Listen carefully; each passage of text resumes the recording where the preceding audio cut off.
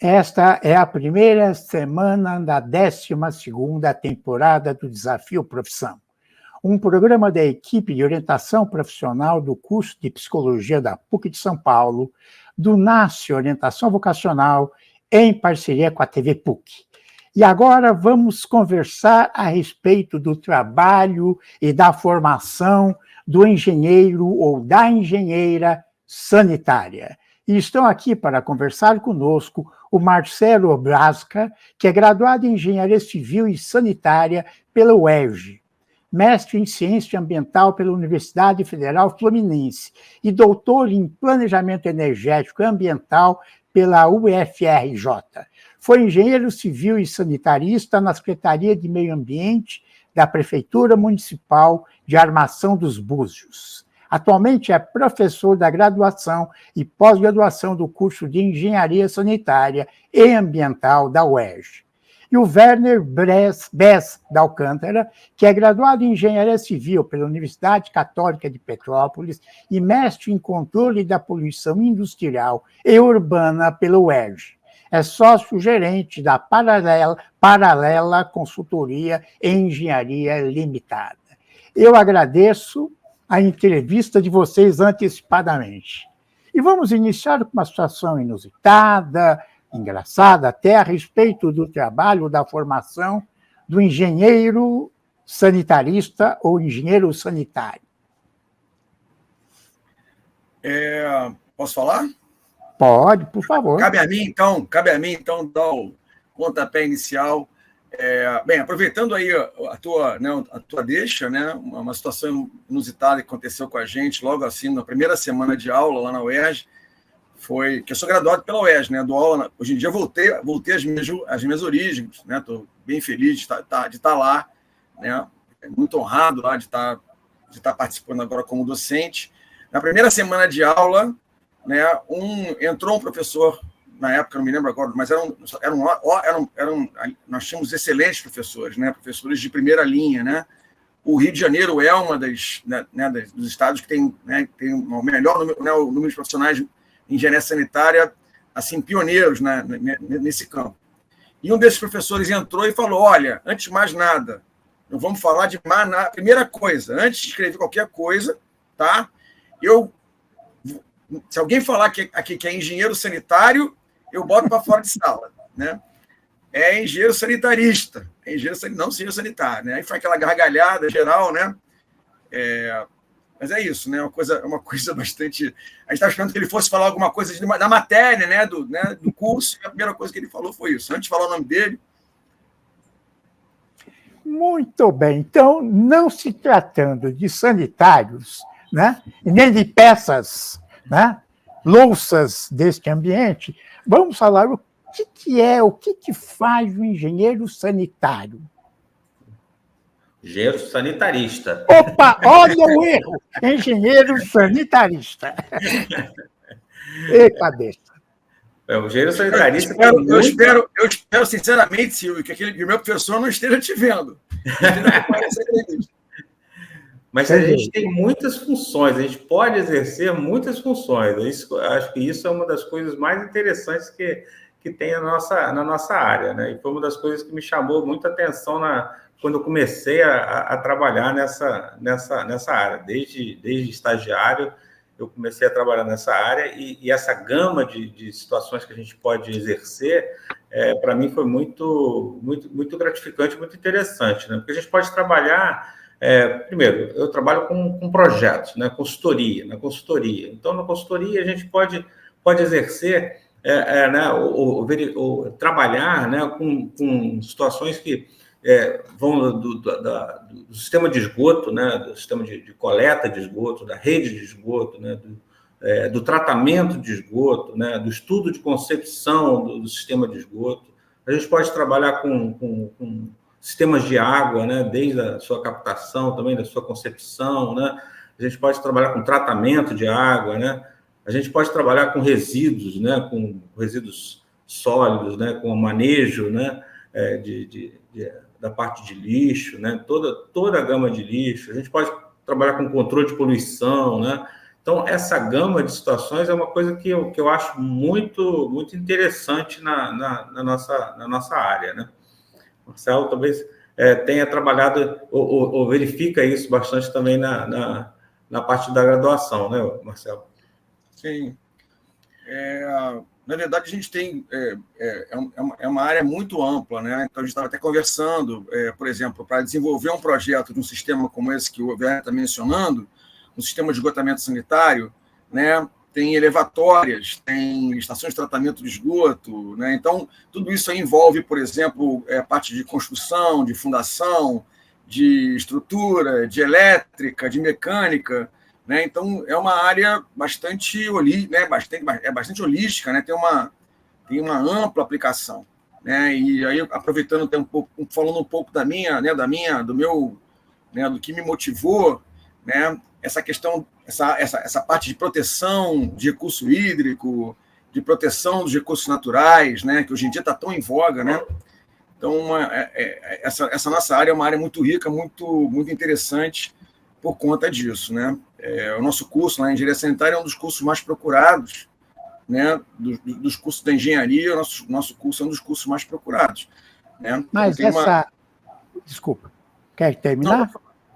Essa parte de construção, de dutos, de reservatório, não é coisa do engenheiro civil? Mas é verdade. Tipo assim, desculpa, fala, Werner, depois eu falo. Não, assim, mas a gente tem uma divisão, né? Vamos dizer assim, né? Então, assim, o engenheiro sanitarista, ele concebe, né? Então, a gente tem a função de a gente identificar, por exemplo, desde o estudo de concepção, a gente começa lá do início, vendo qual é a população atendida, fazendo toda toda a área, né, onde vai ser atendida, e começa a desenvolver. Aonde você vai captar, né? Onde você vai captar água, você vai localizar, depois você vai trazer essa água para onde, né? Então, você vai localizar a estação de tratamento, né? Aí você vai desenvolver o tamanho dessa estação de tratamento em função da demanda que você tem, né? E aí você vai desenvolver as unidades que tem esse sistema, que são os reservatórios, né?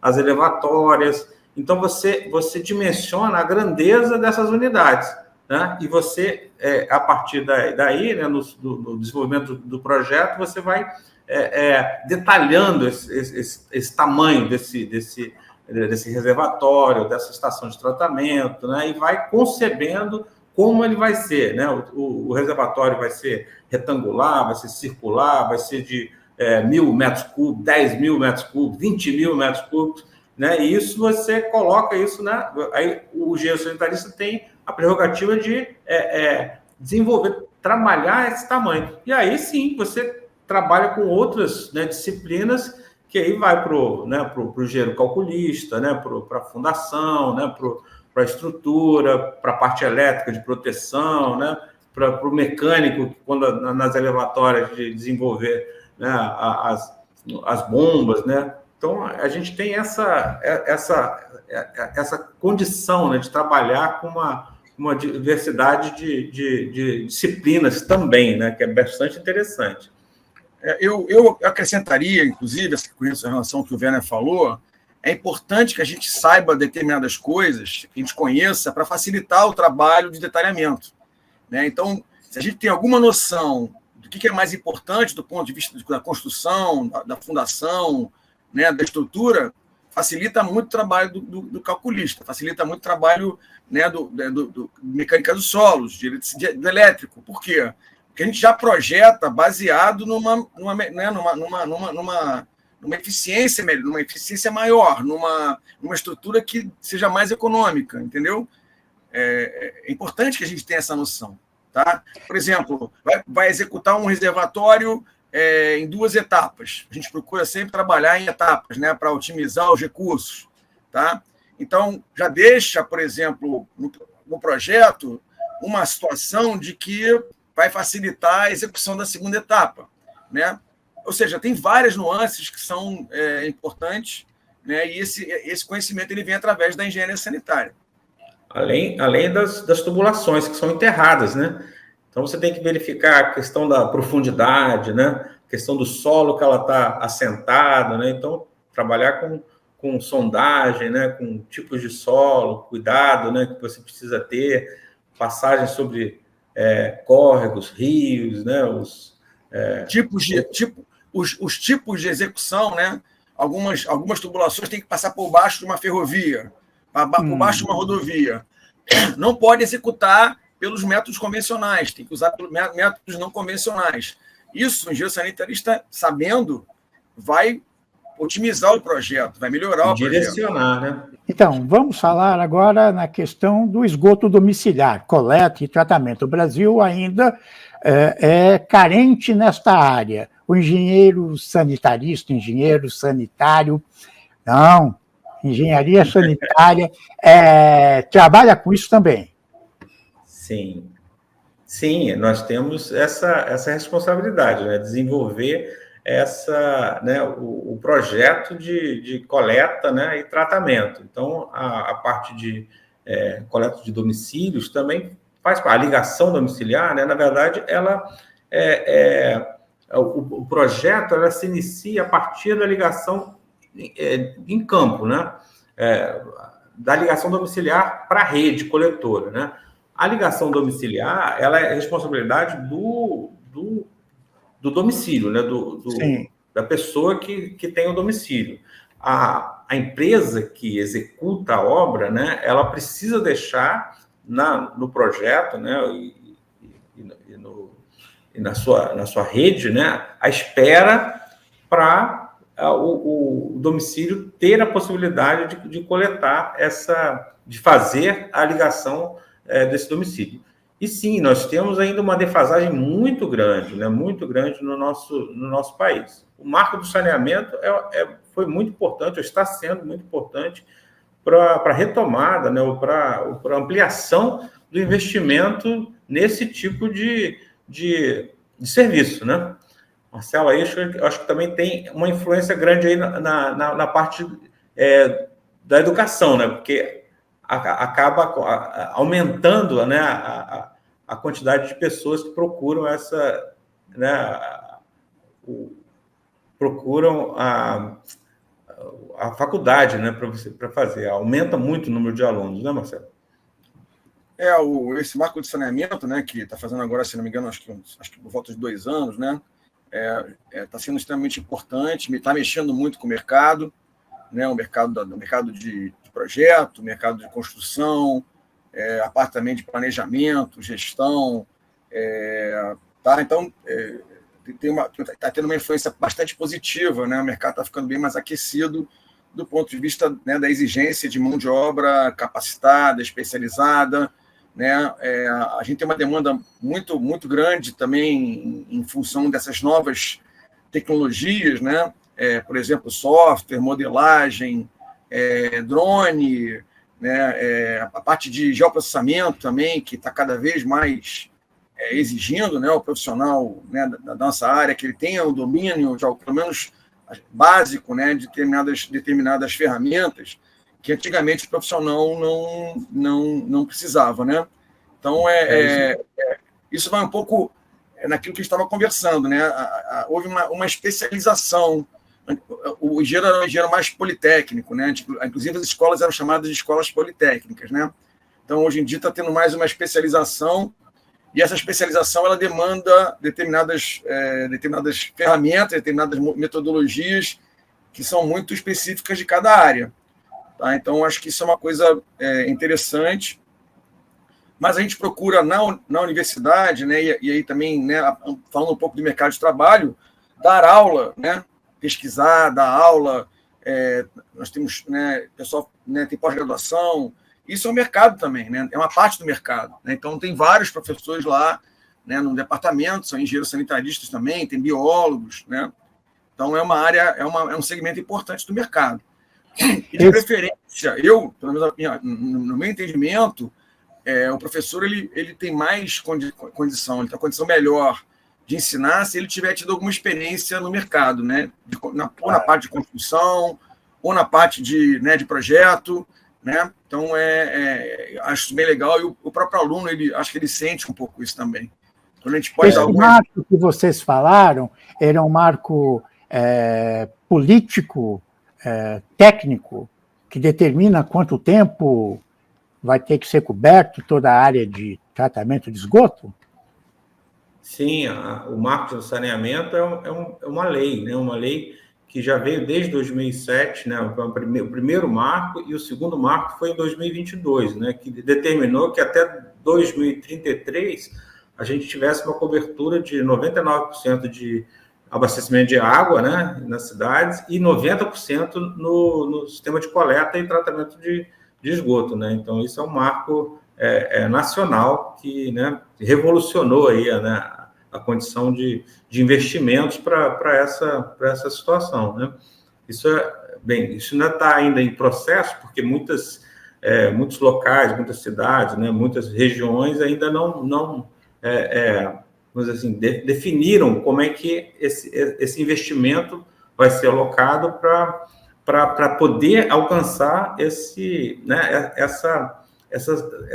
situação, né, de você poder universalizar até 2033. Né? Esse investimento é municipal, estadual e federal, é isso? A gente tem, aí já começa na questão da legislação, né, porque o sistema, né, a concessão é do município, né? Sim. Então, a concessão é do município, mas, historicamente, né, isso regionalizou. Então, você tem concessões estaduais, você tem concessões regionais, né?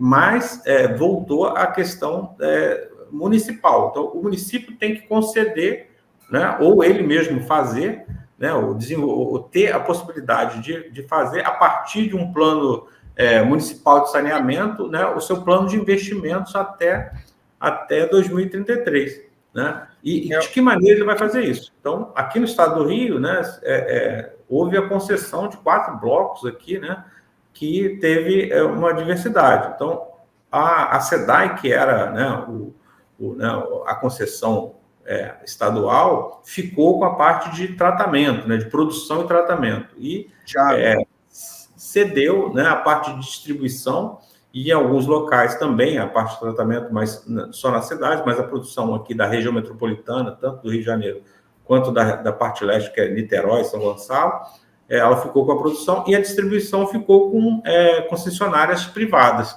né? Isso tem marcado uma nova parte de investimentos aí, com bastante obras novas, né, que têm surgido aí. A questão o objetivo é justamente tentar fazer com que com essa situação, que é uma situação que está estagnada, e às vezes até pior do que estagnada, nós estamos perdendo a corrida, ou seja, tem mais população, a população está crescendo mais do que o sistema, né, para atender essa população, a infraestrutura. Tá?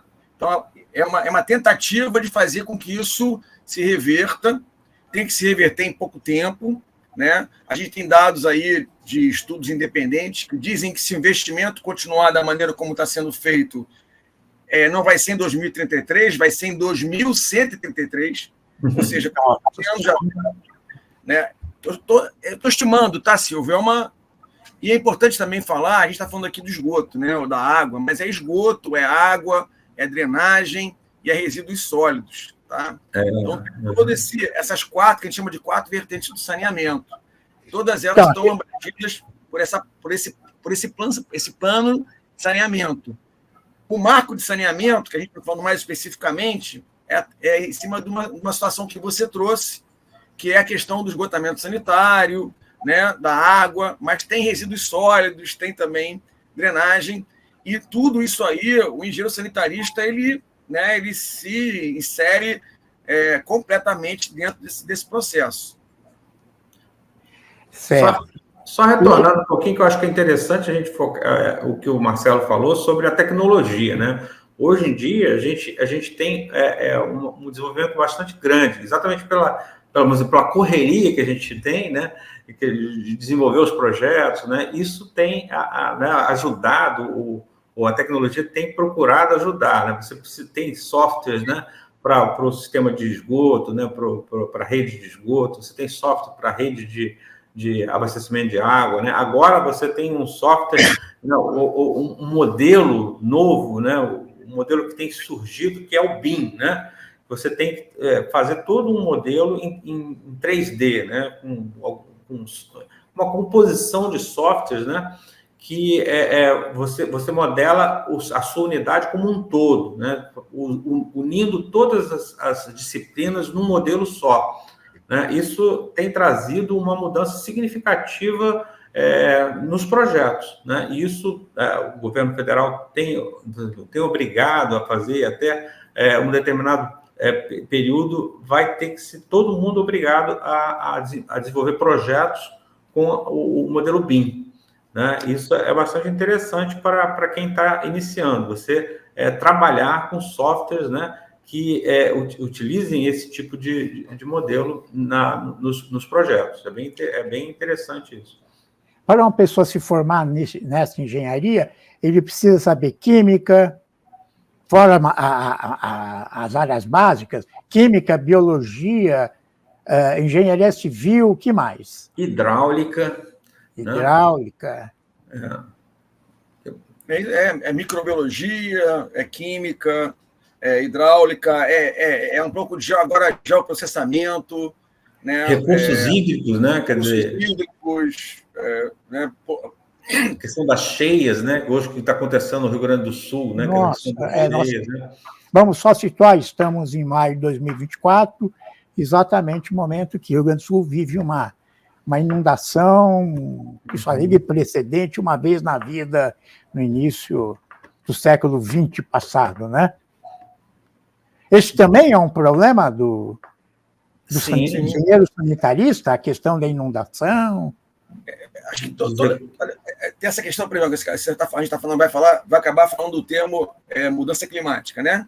Sim. A mudança climática também tem a ver com a nossa profissão, né? A gente trabalha também com essa parte de mitigação, né? De tecnologias mais sustentáveis, né? De propostas de redução de poluição para mitigar esses aspectos que estão relacionados ao aquecimento global, como, por exemplo, a elevação do nível dos oceanos. Independente de quem acha que isso é problema do carbono, mas ninguém diz que os oceanos não estão, o nível não está subindo. Eles estão subindo e eles vão subir cada vez mais. E um dos problemas dessa subida é justamente como é que a gente faz quando estiver chovendo muito, né, quando tiver o nível d'água muito elevado, uma maré mais alta, né, como é que a gente escoa essa água que, especialmente em áreas urbanas, né, que você quase não tem infiltração, como é que a gente vai fazer para mitigar esses problemas, né? Porque não é só uma questão de engenharia sanitária, tá, Silvio? Pelo menos no meu entendimento. Você olhar essa bacia hidrográfica como um todo, vai ter prática agrícola inadequada, vai ter planejamento de uso do solo inadequado, vão ter várias coisas inadequadas que geram esse tipo de situação, tá? Você fala do Guaíba, né, de Porto Alegre. Há um mês, nós tivemos aqui um problema de poluição por conta de um tolueno que vazou num determinado rio, e o sistema de água de Niterói, de 2 milhões de habitantes, teve que parar por conta de um vazamento que até hoje não se sabe de onde veio. Uau! Então, ainda tentando identificar de onde veio esse vazamento que parou um sistema que abastece 2 milhões de pessoas. E aí, há 6 meses, teve o problema talvez mais tempo, né? A geosmina do Guandu.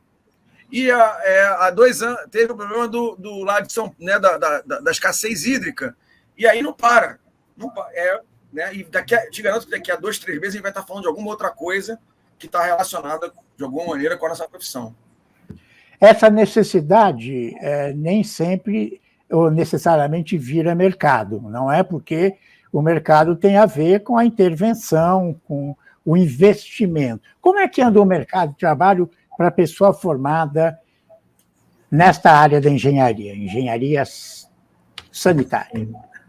Pois assim, o mercado sempre foi muito, muito instável, né? Porque depende muito de investimentos, exatamente como você falou, investimentos que precisam para essa área. Então, e os investimentos sempre foram muito públicos, né? Os investimentos federais, né?